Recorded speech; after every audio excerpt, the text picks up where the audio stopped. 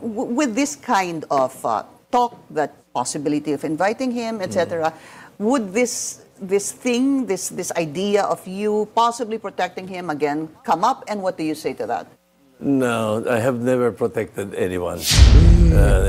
Kausap mo nga eh. Pag napupunta na dito kay Martin Romualdez, usapan dyan sa Blue Ribbon Committee, natitigil ang hearing. Di na nasusundan. Nako, matindi ho itong mga kababayan. Dito na ho ba tayo magkakaalaman kung merong kabit o walang kabit itong si Tuta Soto? Interview ho niya dyan sa Billionaire News Channel ang pag-uusapan natin dito sa video na to. Pero bago yan, isang like at isang subscribe.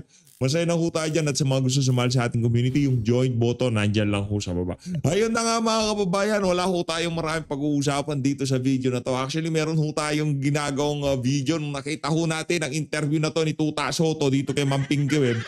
Inisan tabi ho natin lahat ng ating ginagawa at talagang magpo-focus ho tayo kung ano na naman mga kabalintunaan na sasabihin itong si Tuta Soto sa kanyang interview na to dyan sa Billionaire News Channel. Ito na ho mga kababayan, panoorin natin. President Tito Soto, SB, good to see you. Thank you very Finally, much. Maraming salamat po Thank you for the invitation. Bakit ayaw mo ba magpa-interview? Langya ka talaga oh. Namuti na lang ang bukong sa pagpapakatuta. I think this is my second time on point. Is it your second time? I think so. I think, or yeah. my second time in Billionario. I think so. Thank you. Thank you. SB. My pleasure to be here. Because you go back to work after a month-long break. This coming Monday, both houses are back. After a month-long break, certainly people will be anticipating, SP, the resumption of the flood control hearings, which is set to happen on November 14, if I'm not mistaken. The projected schedule is supposed to be on November 14 as far as Senator Ping Lacson is concerned. Para silang mga tanga eh, no? Pare, mag-resign ka muna para ma-delay natin yung mga hearing-hearing. Nag-resign naman itong si Pinky. Pagkatapos yan mag-resign, after few weeks, balik ka ulit. Tapos schedule natin sa kalagitnaan ng Nobyembre. Para ubus talaga panahon. Tingnan natin kung huhupa. Ika nga yung galit ng sambayan ng Pilipino. Naku, biglang merong lumabas na merong dumating na bagyo. At itong bagyo na to na nalasa ako sa Cebu. Kaya ngayon, wala yung tipong maghihiring tayo, yung tipong medyo kalmado na sitwasyon. Wala nang maraming galit na Pilipino sa administrasyon itong si Bangag. Imbis na ganun mangyari, sunod-sunod pa rin ang mga bagyong nagdadatingan. Kumbaga, ika nga reality check. Sinasabi nitong mga aso nitong si Marcos Jr., hindi, okay na. Nagtatrabaho pa malaan. Merong ginagawang hakbang para masolusyonan ang problema natin sa baha at talagang matapos na itong korupsyon na to. Mga kababayan, base sa mga latest na kaganapan, wala ho tayong nakikitang pagbabago dito sa administrasyon na to. Tuloy pa rin ho ang sa tingin nating korupsyon. Habang merong dinidinig, merong pinag-uusapan na talagang napakatalamak na korupsyon, behind the scene, meron pa rin hong nagpaplano para pagnakawan ng sambayan ng Pilipino. Floyd. Sir, and most of the members of the Blue Ribbon Committee. And of course, by Monday, Senator Lacson is set to either retake or we will re-elect him as chairman of the Blue Ribbon. And nothing can stop that. You are already sure that Nothing can stop that. Nakanantawa, madam. Tagal na ho na-delay. That he will be the Senate Blue Ribbon Committee chairman again. I think so. Yes, I believe so. I don't see or hear any objection from our members. What is so different now from the time, sir, that Senator Ping Lacson left? Sabi nga niya dati, pag ayoko na. If it's a no, it's a no. Sabi niya, hindi ho ba? To the time that he is going to come back as Senate Blue Ribbon Committee chairman. I'd like to think that public clamor has to do a lot with plenty of the matters arose after he said that he would like to resign from the committee. So I would say public clamor is one. And also from our members, there were 4 or 5 names being thought of or mentioned There was only one who was quite interested, but we never got to discussing it. Perhaps it was a good.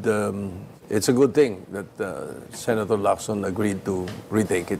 All right. There was already this news, Senate President, that Yon ang plano eh.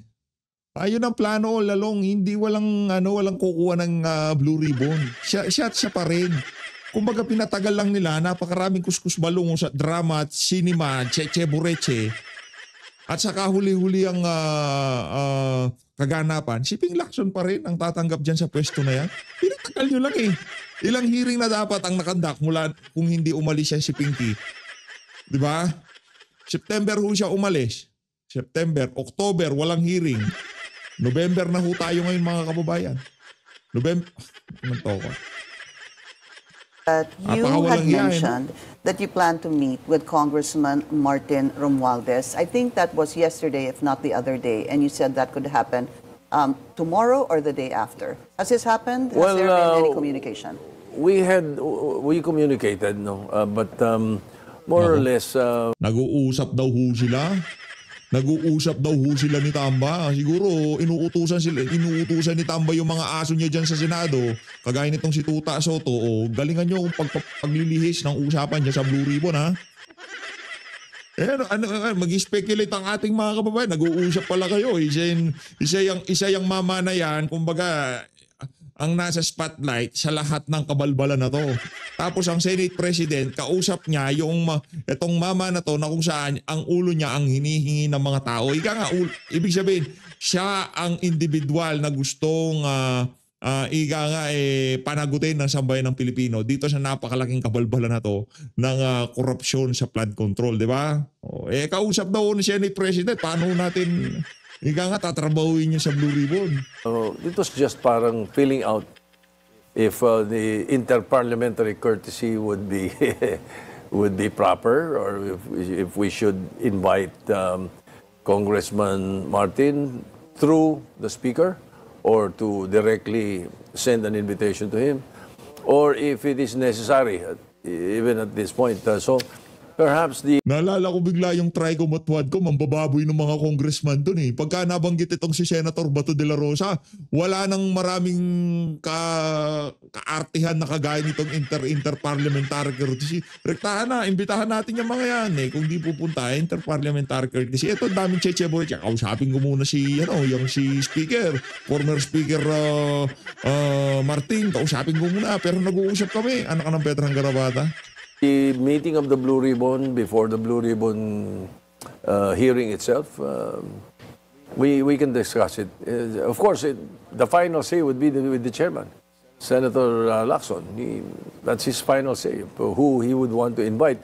I understand that he is still still inviting the Discayas and a number of names that have been mentioned lately. So what was it a text message? Was it a call that you had with Congressman Martin? We had a call. Okay. And then, so what can you share us about the conversation? Did you tell him that we want to invite you? Will you be able to come? Are you open to coming? I mentioned something to that effect, that there is a possibility that we can send an invitation or send an invitation through... and it's possible also that he can send a manifestation or he could attend. Just in between chit-chats. Okay. And what... Ang tanong, may kabit ka ba? Yun lang naman eh. Yun lang naman gusto ko malaman dito sa interview na to eh. Kung tatanong ito si Ma'am Piggy, may kabit ka ba? What was his reaction?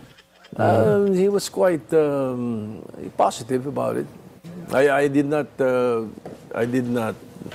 notice any pessimism. Would you say that he was... He's probably studying it. Would you say he was open?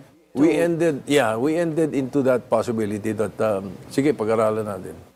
Pag-aralan niya. How and important? He's also perhaps would consult with his lawyers. How important, you think, is it for former Speaker Martin Romualdez to actually show up at the Senate Blue Ribbon Committee hearings? He's only been mentioned once. And so I don't know, I will not have a fairly good judgment of how important that would be. And There when are you say more- he was mentioned once, nung sinabi niyo pong he was only mentioned once, and this In is the through Blue Ribbon. yes, and this is through Sergeant Orly Gutesa. Yeah, Would that be oh, correct? Teka lang. Ito na naman, lokohan na naman tayo eh. Mga diskaya, binanggit na pangalan nitong si Martin Romualdez. Oh, Speaker Martin at dito kay Zaldico para daw sa kanila yung perang binibigay namin doon sa mga... Hindi lang isang beses. Halos lahat ng mga mga nagsalita yung kanilang statement, kanilang testimonya dyan sa Blue Ribbon Committee, paakyat ho dito kay Martin Romualdez. Hindi. The Gutesa affidavit that is being questioned. Oo. So, Sabay sundutan mo ng konting tawa, been question. Hindi, yung affidavit yung pinag-question, yung pirma lang. Ikaw naman, Brad. Ito namang si Escalera, nuloko mo na naman kami. Ururan na naman to eh. Kala ko pa naman magiging kapanapanabig to. Ururan lang pala tong... there are other issues that we can tackle. But of course, that's part of what some quarters are saying or Again hindi hindi walang question doon sa we leave it affidavit. to the Affidavit nitong si Master Sergeant Orly Gutesa, ha? Ang kini-question lang doon, yung umatras na notary public office na pinagpanotaryuhan niya. Yun ang issue doon. Pero yung affidavit niya, wala ho tayong issue doon. Parehas na parehas yung script nitong dalawa, nitong si Tuta Soto, nitong si Ping Lacson Boytago. Pagdating dito kay Master Sergeant Orly Gutesa, pambihira talaga tong mag-amo na to. Ay, magtuta na to. the chairman and Si Martin Romualdez, tuta niya si Soto. Si Soto naman, tuta niya si Ping Lacson Boytago. the members of the committee. But you have a very good relationship with Senator Ping Lacson, of course. Madalas po kayo nag-uusap. With regards to the former speaker, he basically said, am I correct, that he would discuss this with his lawyers, the possibility of... As I said, in between chit-chats, at marami rin kaming napapagkwentuhan, siyempre. And then, something like, sige, pag-aralan natin. Ganun. Pagka nababanggit ng pangalan nitong kasi para dito kay Soto at dito kay Ping Lacson Boytago, si Martin Romualdez, ika nga, malinis ang konsensya niyan. Walang kasalanan yan, di ba? Kasi pagka kung sino man ang magbanggit sa pangalan nitong si Saldico at Martin Romualdez diyan sa pagdinig sa Blue Ribbon Committee, tignan nyo mga kababayan, maya-maya pinahihirapan. Mga diskaya, doon na lang ho sa hinihingi nilang state, maging state witness sila. Hindi mabigay-bigay kasi yung testimonya nila papunta kay Martin Romualdez at kay Saldico. Anong nangyari dito sa mag-asawang diskaya? Puro kahihiyan. Wala problema doon. Dapat talaga mapahiya yung mga yan dahil hindi ho tayo against doon. Hindi tayo against doon sa ginawa dito sa mag-asawa na to. Walang problema yun. Kunin yung mga ari-arian nila, i-forfeit nyo lahat o kung ano man tawag dyan, i-sequester nyo. Di ba? Ang tawag doon, yung pasubasta nyo lahat. Mga sasakyan lang, walang problema dyan. Di ba? Okay tayo dyan. Pero dapat binigyan nyo ng pagkakataon na pinakainabangan na sabay ng Pilipino itong mag-asawa na to para nalaman natin ika nga ang kaibuturan ng kabalbalan na to. Pero hindi yun ang nangyari. Yung mga senador, nagsilbing mga abogado nitong si Martin Romualdez. Hinahanapan nila ng butas yung mga testimonya pagka tinutumbok na itong si Martin Romualdez at Saldico. Pero pagkakabaro nila ang nasasangkot dyan sa mga pagdinig, ang nababanggit si Joel Villanueva at itong si Jingo Estrada. Anak ng toko, tahimik pa sila sa... ganyan lang sila. Okay. Okay. Jingo Estrada, Joel Villanueva. Okay. Next question tayo. Ganun ho yun mga kababayan. Pansin nyo? Are you concerned, Senate President, that with you calling Congressman Martin Romualdez, that again this issue in the past, yung sinasabing interparliamentary courtesy, etc., that you can only go so far, that lumabas yung you are protecting Congressman Martin Romualdez. With this kind of talk, that possibility of inviting him, etc., would this idea of you possibly protecting him again come up, and what do you say to that? No, I have never protected anyone. Kausap mo nga eh. Pag napupunta na dito kay Martin Romualdez, usapan dyan sa Blue Ribbon Committee, natitigil ang hearing, di na nasusundan. Pwede naman nung mag-initiate ng hearing yung acting chairperson, wala problema doon. Pero pinatigil ho talaga mga kababayan. Bakit? Ika nga para sa susunod na pagdinig. Ang ginawa lang naman ho nila, pinahupang sitwasyon at naghanap ng mga individual na pwedeng sabayan, tapatan, ika nga, tumbasan yung mga ilinabas nitong si Master Sergeant Orly Gutesa. Tama? Tama, mali? Wala, tama lang talaga. Tama, di ba? Kasi kung ang inyong pag-uusapan na naman dyan, maglalatag kayo na kung sino-sino pagsasalitain nyo dyan sa Blue Ribbon na yan, at ika nga kung saan-saan na naman nila dinadala, dito sa mga senador, dito sa mga district engineer, dito sa mga contractor, wala na ho yan. Huwag problema, parusahan nyo yan. Ipatapon nyo sa mga Bartolina yung mga, wala akong pakalam dyan. Gusto namin putulin yung ulo ng sawa, ika nga. Yung ulo ng buhaya ang gusto namin dito. Ang sinisingil namin dyan sa visit na Blue Ribbon na yan, yung ulo ng sawa. Binibigay sa amin puro butete at mga... And it is not in my in my nature to do so. Perhaps what we could say is that interparliamentary courtesy has to be mentioned, no matter what, because he's a sitting congressman. Whether he is Martin Romualdez or he is Mark Enverga, we have never, and I do not recall the Senate inviting or issuing a subpoena to any member. Wala, hindi naman nga subpoena. Walang subpoena sinasabi dyan, invite lang. Pagka hindi dumalo, hindi dumalo, doon papasok yung interparliamentary courtesy. Hindi mo isusubpoena, para magtunog smart, para magtunog na alam niya, hasa siya pagdating sa parliamentary proceedings. Of Congress from the time that I was senator in 1992 up to the present. Inviting, yes. You invited Congressman Toby Tiangco. No, he presented himself. Sinungaling! Sinungaling! Sinungaling to si Tuta Soto. Ang nagsabi pa mismo, Senator Rodante Marcoleta, inimbitahan niya itong si Congressman Toby Tiangco. Huli ho itong si Tuta Soto, nagsisinungaling sa kanyang interview.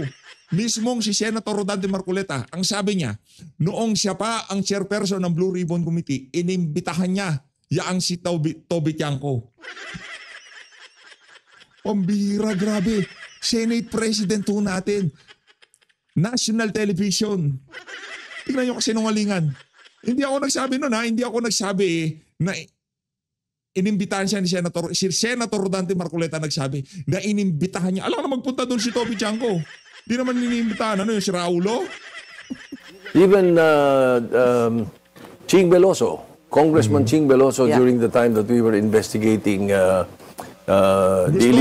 gusto kong sagutin niya ni Senator Rodante Marcoleta. Inimbitahan mo ba o hindi inimbitahan? Kasi pagka hindi inimbitahan mo talaga, ang masasabi ko lang dito kay Tuta Soto, hindi lang baka nag-uulyanin na itong aso ni Martin Romualdez, baka nakukulangan na sa vitamins to.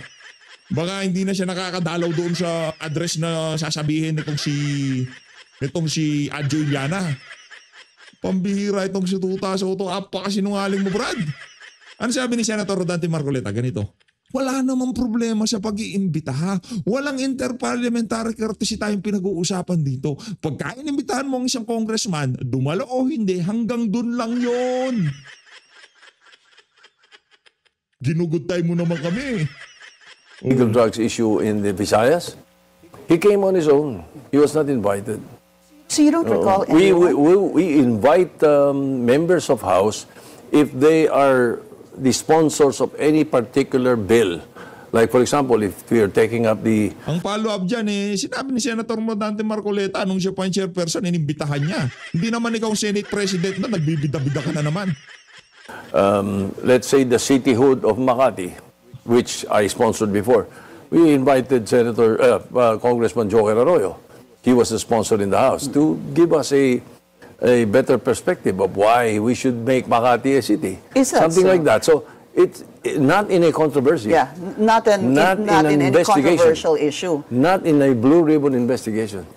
So as I said, I leave it up to my chairman. But there's always a first, no? Oh yes, yes, of course. Ayaw ko talaga diyang imbitahan nitong lahat na lang ho ng leeway talagang ibibigay niya ho para masabi na, hindi pwedeng controversy.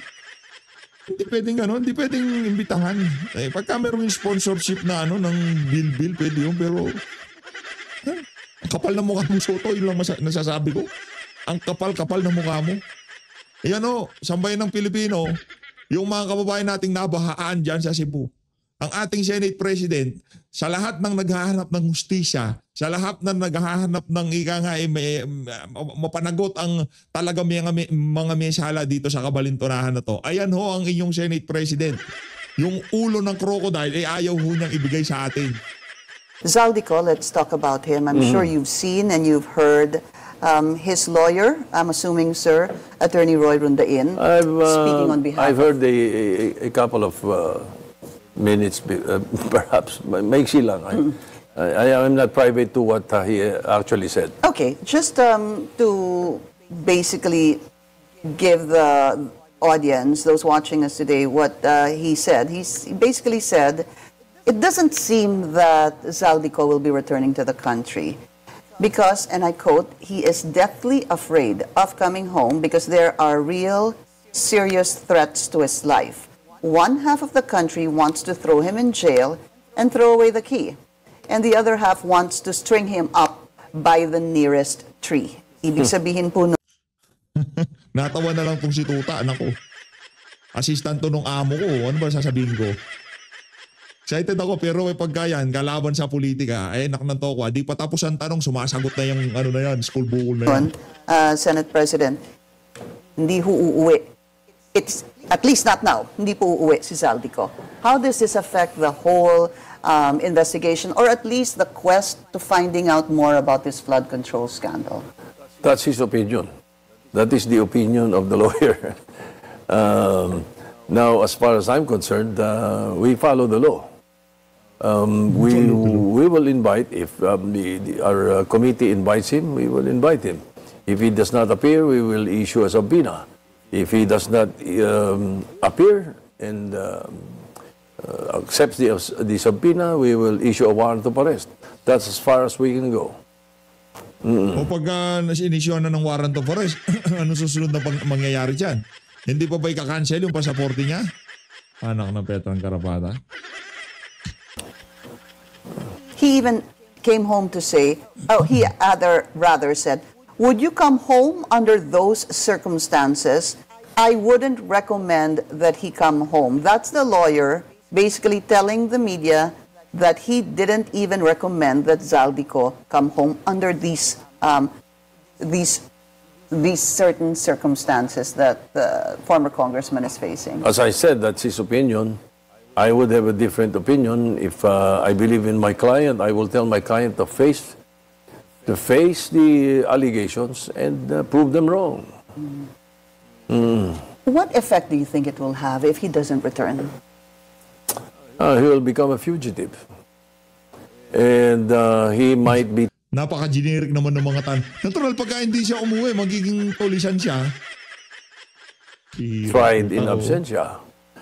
And he might be found guilty in absentia. That's how That's as far as it goes. I think so. But what about... But then, if that happens, then, as I said, being a fugitive, nowadays, Interpol and all that, it will be very difficult to hide. You will be found, one way or another. For sure. But, might take some time, but he will be found. So it is best that he face the allegations, he face the music. I remember speaking to Congressman Toby Tiangco maybe a week ago, sir, and he was saying that there's the possibility that, number one, he can go to a country that has no extradition treaty. That's number one. Number two, he can actually apply for a passport in another country, I don't know, maybe through whether it be a golden visa or some other method, sir. And even if government cancels his passport, meron pa rin siyang ibang passport na pwedeng applyan niya sa ibang bansa. What are your thoughts about that? Well, he can do all that, but there are ways of skinning the cat. There are ways of going about it also that government may be able to do. It's not that easy. It's not that easy to what? to stay evade. a fugitive and live a different life in a different country. It's not that easy. Let's talk about Anak ng tawa, Brad. Naglulukuhan tayo dito. Merong bilyon yan. Merong bilyon yan. Wala yung 100,000 piso. Wala yung 100 milyong piso. Merong bilyon yan. Huling SALN niya, 2019, mahigit 4 billion na ang pera ng mama na yan. Tapos from 23 to 25, baka naging triple-doble. Yung kaperahan na nitong si Elizalde ko. Walang mahirap kung anak ng Petrang Garapata. Hinahabol ka na ng lahat. Nandun ka sa isang lugar. Nandun ka sa mansyon ng best friend mo. Di ba? Nandun ka sa ari-arian ng best friend mo. Dahil napakarami mong pera at ari-arian. Yung kanyang mga eroplano, hindi nga natin napigilang lumabas ng bansa eh. Mapapauwi pa ba kaya natin siya? Isipin niyo mga kababayan, mga eroplano na lang ni Zaldi ko yun. Di ba? Yung mga ika nga eh, pagka lumabas ka dyan, malalaman at malalaman. Tsaka nakatimbre niyan, matagal nang inalarma ng ano yan, yung DPWH, yung mga itong eroplano na to, ito. Kay Zaldi ko yan, di ba? Pero nakakuha pa rin ng clearance para makalipad. Hindi man inabisuhan yung mga concerned government agency na, teka lang hold ka muna, 5 minutes, wag ka muna lumipad, dyan ka lang sa runway. Sir, itong ano na to, itong napabalita sa DPWH, lilipad daw siya, ito, anong gagawin namin dito? Bibigyan ba namin ng clearance? Anak ng Petrang Garapata. Nakalabas ho lahat ng mga eroplano nitong si Elizalde ko. Ay hindi, 3 lang pala. Yung yung nasa Malaysia at yung sa Singapore. Pero marami pa uwata sa huwag nyo nang palabasin. Ipasubasta nyo na kagad. Ibigay nyo na kay Marcos Jr. o dito kay Tito Soto, kay Martin Romualdez. Malay mo, sumali sila sa subasta. Although she might have a lot of money to do that, no? But then again, hindi kaya mauubos ang pera? Government can find ways. Hindi kaya mauubos ang pera. Madam, 4 billion yun. Kahit bigyan mo pa ng 2 lifetime yung mama na yan, hindi mauubos yung 4 billion. Sabihin ko sa'yo, di ba? Kasi ano na yun eh. Hindi ka na mag-flex. Ba't mo i-flex? Alam naman ng mga tao na galing sa nakaw yun eh. Wala ka namang pride ka nga na makuha na, wala ka namang karangalan na makukuha dyan na yan pinaghirapan mo yan kaya nakamtan mo yung bagay na hindi. Ano man ang i-flex nito si Martin Romualdez, Zaldi ko at lahat ng congressman ngayon, niisip ng ating mga kababayan, galing sa nakaw yan, galing sa kabanyan ng sambayanan. Yun ang iniisip ng ating mga kababayan. Di ba? Kaya kung yung simpleng buhay, kumakain ng 3 beses ang araw, kumakain sa mga restaurant, bumibili ng kung ano-ano, nasa isang bansa siya, tahimik ang buhay niya, kahit 10 lifetime pa niya, yung 4 billion, hindi mo niya mauubos yun. Kada lifetime niya, 1 billion, 1 billion, 1 billion, 4 na lifetime niya. Kahit ipanganak siya ng 4 na beses, 4 na bilyong piso. Hindi mo mauubos yun. Yan ang sinisigurado. Pambihira, oo. Magkaroon ka lang ho ng, let's say, mga, sobrang yaman mo na nito. Mga 500 million. Mula baby ka hanggang matumanda ka na, gawin mo na gusto mo, huwag ka lang magsusugal at magdodroga. Pagpasyal ka na, gawin mo na lang ang gusto mo, mag-travel ka, bilhin mo yung mga gusto mo, huwag ka lang magsusugal at magdodroga. Hindi mo mauubos yan. Maaga ka lang mamamatay kasi kakainin mo lahat ng gusto mong kainin, mga masasarapi ka nga, di ba? Or palipad ng aeroplano, nag-crash patay ka. Ganun lang naman kadali yun. Pero sigurado ko yung 500 milyon from pagbait, pag anak, pagka silang sa'yo, hanggang mamatay ka, pati pang cremate sa'yo, pati pang libing mo, nandun na lahat. Mula lamping, gatas, pagkain, lahat na yan, pag-aaral, nandyan na, 500 million. Hindi nyo na mauubos yan. Huwag ka lang magsusugal at magdodroga. Hindi mauubos yan. Bili ka na ng bahay. May gusto mo ng bahay dyan sa Boracay, bili ka ng isa, bili ka ng bahay. Anak ng tao, hindi mauubos yan. 500 million yan eh. Tapos simple lang pamumuhay mo, kain 3 beses ang araw, matulog, mabilis ka naman mamamatay. Ganun lang ho yung mga kababayan. Kaya yung 4 billion na sinasabi na eventually mauubos, kabalbalan niya. Is to go around the extradition laws. How important is it, ganito na lang po, Senate President, na mabalik siya dito sa bansa and to answer the allegations against him? Well, it is very important because he was the chairman of the appropriations of the House of Representatives from 2023, I think, 22, 23, up to the 2025. You know, the 22, 23, 24 budgets were perhaps riddled with issues, with questions, yes. But the 2025 budget was the worst. You see, that is the reason na ganyang kalaki pumutok ito, and that is the reason that it angered the president. Langya ka ha, langya ka. It angered the president. Si Raulo ka ba? Pinirmahan ni Marcos Jr. yun. Pinirmahan niya ang 2025 budget. Ang daming nagsasabi na mayroong problema yan. Yun daw ang rason kung bakit nagalit ang presidente. Si Raulo ka ba, Brad? O Escalera, si Raulo ka ba? Nagtatanong ako eh. Bakit mo nasabi nagalit ang presidente dahil saksakan ng kakurakutan niyang 2025 budget? Ano ang sinisigaw ng mga tao nung binabalang kasi yan? Nung ipinasayan dyan sa Senado? Nung nag-bycam yan, napakaraming kulang-kulang. Pagkatapos kung ano-anong pinagpapalit nila kaysa ministerial na lang. Base doon sa vice chairperson ng appropriation na si Stella Kimbo. Anong ginawa ng dalawang individual na si Vic Rodriguez at nitong si Ungab? Anong ginawa nila? Nagpunta sila sa Korte Suprema, kinwestiyon ang legalidad ng 2025 budget. Oral argument nasa na. Wala pa rin mapanggang sa ngayon. Pero kung sasabihin sa amin na ang dahilan kung bakit nagalit si Marcos Jr. dahil saksakan ng kakurakutan itong 2025 budget, huwag tayo maglokohan dito, Soto. Okay lang sana yung mga kausap mo, hindi yung tipong hindi nila sinubaybayan ang politika eh. Hindi nila nakita kung paano gaguhin itong mga congressman na to ang budget ng sambayan ng Pilipino. At kalaunan, napagdesisyonan, pagtulong-tulungan ng mga taga-Malacanang, taga-Senado at taga-House of Representatives ang sambayan ng Pilipino at pinirmahan ng bangag na presidente itong 2025 budget. Wag mo kami paandaran na kinagalit ni Marcos Jr. Napakakurakot ng 2025 budget. Siya ang last touch dyan sa dokumento na yan. Huwag kang aasta na akala mo talagang napakalinis ng presidente pinagtatanggol mo. Kaya ang tanong dito, may kabit ka ba? Yun lang naman eh. Because sumobra. Although he already vetoed about 162 billion. Bito.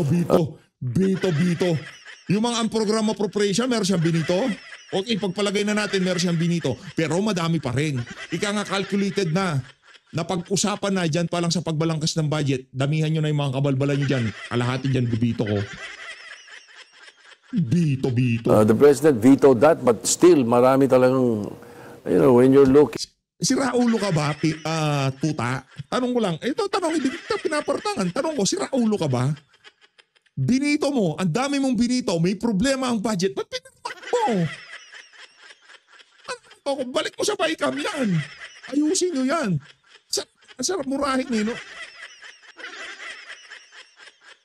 Pinagmamalaki mo sa amin, madami siyang binito. Bakit hindi niya binalik sa BICAM? Bakit pinirmahan niya GAA? Pinirmahan ko, teka lang, ba't bito? Next page, bito. Next page, bito. Next page, bito. Anak ng veteran Garapata. Pinakahuling page, pipirma ka? Ano ka si Raulo?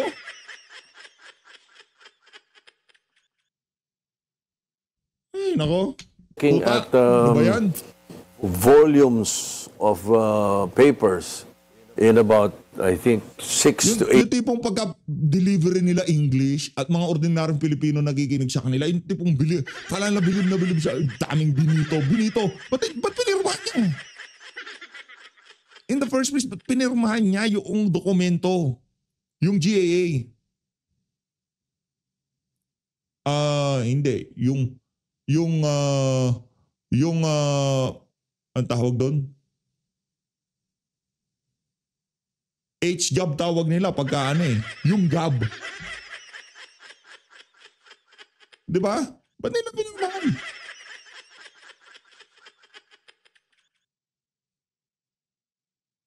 Pambira. Pinagmamalaki mo, marami siyang binito. Una sa lahat, dapat hindi niya pinirmahan yan. Ibinalik niya dyan sa Kongreso. 8 packages. It is not easy to look for the pork, so to speak. It's not easy. Binasa niya nga lahat eh. Pambira ka oh. Binasa niya nga, di ba? Inisa-isa niya, tinignan niya yung 4,000 pages. Wala daw siya. Naghahanap nga siya ng blanco. Ngayon, hinahanap. Pambira talaga to si Soto.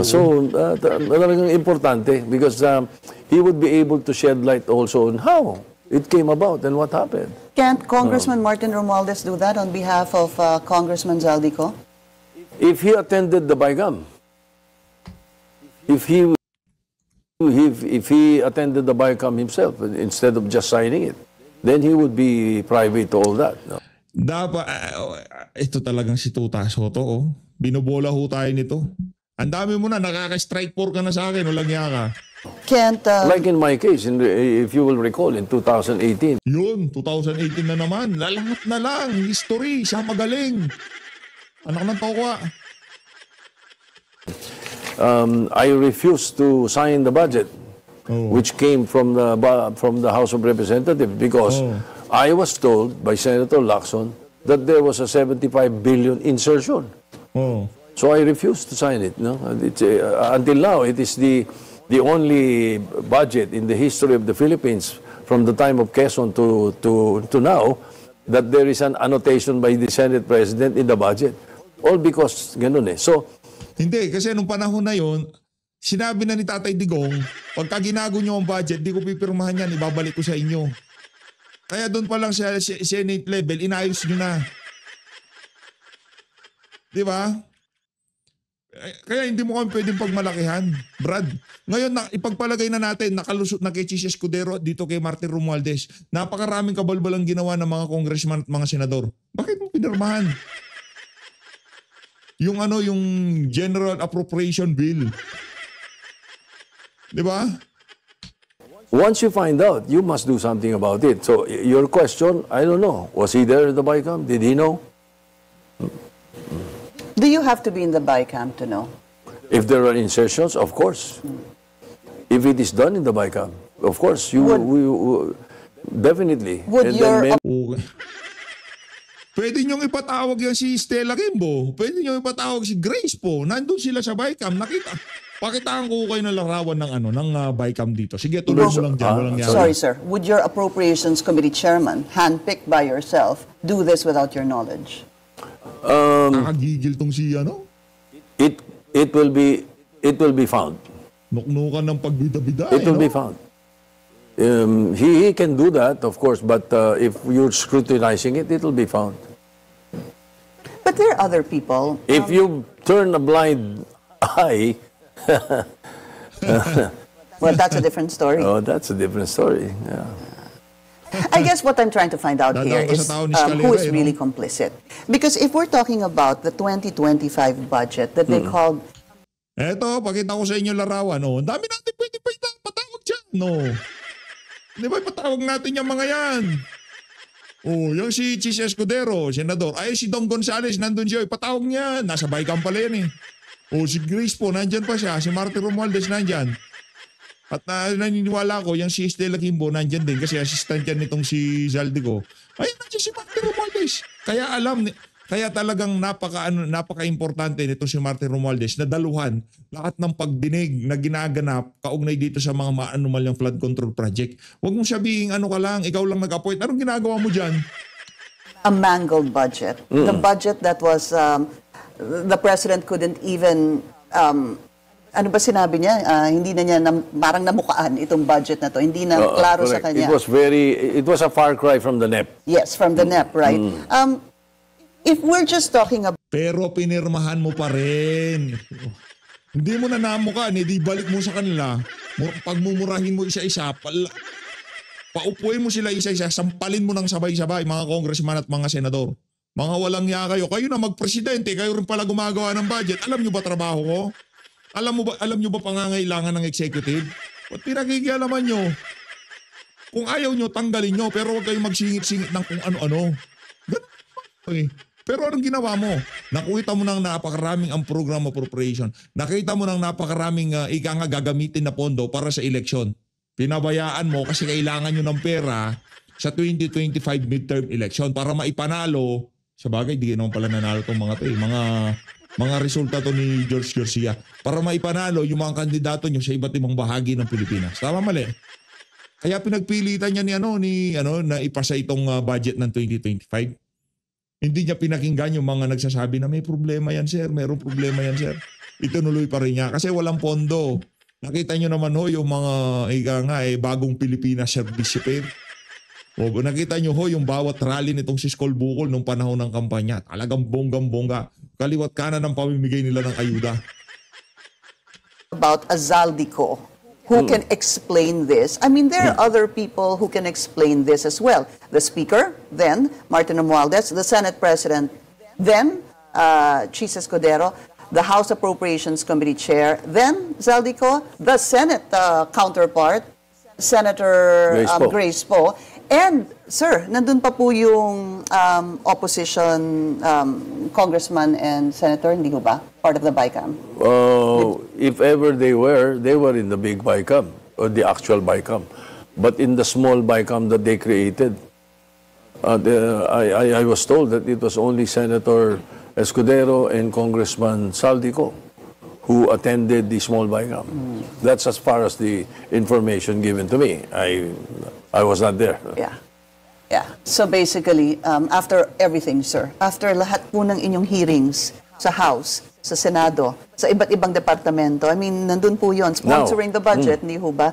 Pagkatapos nun, magkakaroon ng small committee na tinanggal na po ngayon. Tapos nagkaroon ng BICAM. And then pagkatapos nun, you're saying that after that BICAM, nagkaroon pa po ng mini BICAM na silang dalawa lang. Yeah, that's what happened. They admit to that anyway. All right, we're going to take a very short break. We'll continue our discussion at Blue Ribbon hearing again. Just two things, sir. One is, who are the important witnesses, or resource persons rather, you think should appear in the next hearings? Because I cannot imagine this to be any more prolonged, ano po, especially with Senator Ping Lacson and the budget. So, sino yung mga napaka-importanting witness na kailangan magpakita? That will be a very difficult question for me to answer because as I said, I leave it to the chairman of the Blue Ribbon. And he has started looking into the past hearings. I have not, you know, but I think he's going to present 2 or 3 other personalities that will give or shed light to. Anyway, magkasano, umbrella lang yung alam ko.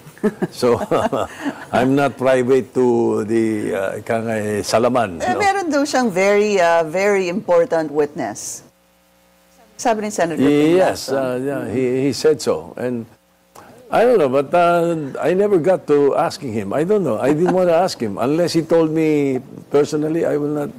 I do not pry into the matters of other people. Maybe it's also better, sir, that sometimes you don't know much about it so that when you're being asked, you don't have to lie.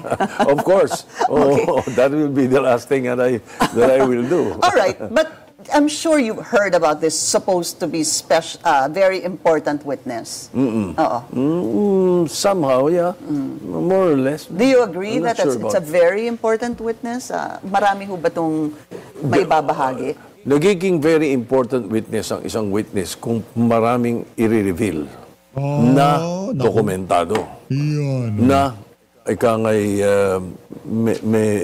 may value at may resibo. Or may ebidensya. Yan. Diba? Siguro, then it becomes, he or she becomes... Sa tingin ko, ito na yung mga resibo para dito kay Senator Joel Villanueva at ni Senator Jinggoy Estrada. Maganda-handa na kayong dalawa. Yung mga resibo laban dito kay District Engineer Henry Alcantara, Bryce Hernandez. Ako, ito na yung mga magdidiin sa inyo. Ilalabas na ni Ping Lacson. Ika nga ang huling baraha na talagang tutuldok sa inyong lahat. Pero lang kay Zaldico at Martin Romualdez. Becomes a very important witness.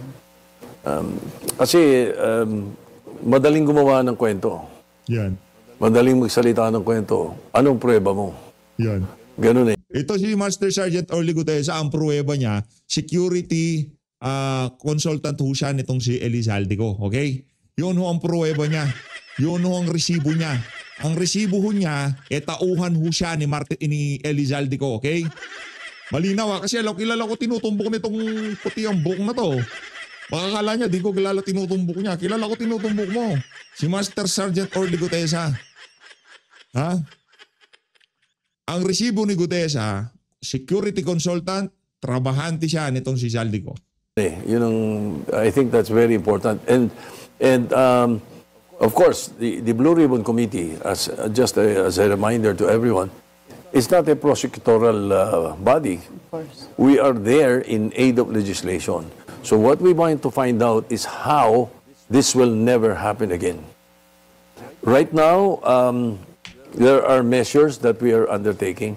At kung yun ang talagang trabaho nyo in aid of legislation para hindi maulit ito, base sa ating nakita, mula nung natanggal si Senator Rodante Marcoleta, ang purpose ng committee na yan, hindi ho nila nagagawa ang kanilang trabaho. So that the 2026 budget will be as clean as possible, and as ideal as possible.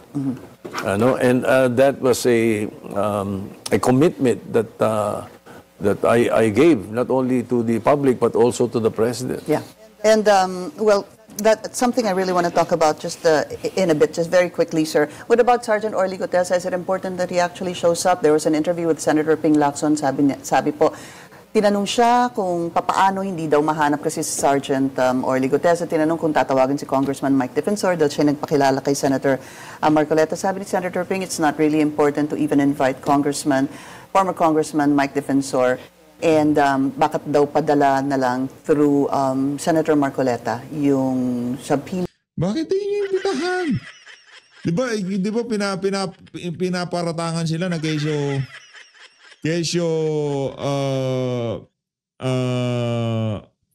tinuruan, merong nag-coach dito kay Gutesa, nasabihin niya yung mga sinabi niya. Di ba yun ang packaging sa media? Patangan niyo si Mike Defensor para magkaalaman tayo. Subpoena, yeah. Siyempre, sila naman ang kausap eh. So, the subpoena, I think, was sent through them. I'm not too sure about that.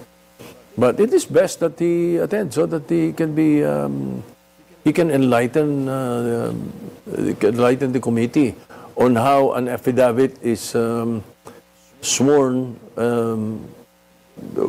with the a lawyer na wala doon. Attorney Espejo. So, di natin masabi. Alam mo naman lawyer na wala doon. Yung mga nag-notaryo, wala naman talaga yung mga abogado. Wala naman sila doon sa kanilang mga notary office So talaga, And ano ito, pasensya na ho, gaguhan ho. Ginagago ho nila sa bayan ng Pilipino. Yung tipong alam naman nila na yun ang normal. Yun ang normal pero hindi tama. Yun ang normal sa pagpanotaryo sa Pilipinas pero hindi tama. Pero pinapalabas nila na dapat nandun ang abogado pag magpapanotaryo ka. Alam naman natin lahat na meron lang katiwala yan na nandun sa site na pipirma para sa kanya. Kahit si Tuta, alam mo niya yan. Pero palalabasin nila ganun para ma-discredit itong si Master Sergeant Orly Gutesa. Hindi lang ho yung pirma, yung buong testimonya niya. Ganyan ho sila kawalang iya. After that, he attends.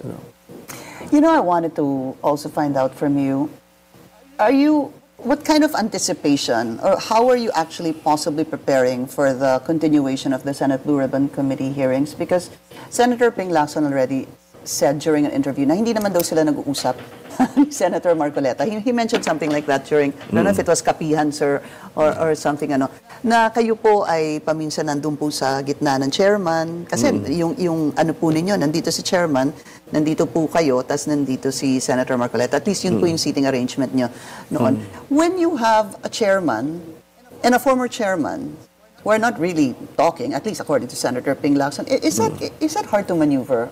Would it be hard to maneuver something like that? Well, not really. I talked to both of them. I talked to both of them. And it's you have to master the art of compromise. That's one thing. And you master that. That's one thing when you become a leader, the majority leader, or minority leader that I've been before, or Senate President that I've been before, you have to master the art of compromise. You have to talk to all of them. You have to be open to all of them. We'll look forward to looking at the Blue Ribbon hearing. We're looking forward to other measures that will be taken up. It should not be limited to this flood control issue alone.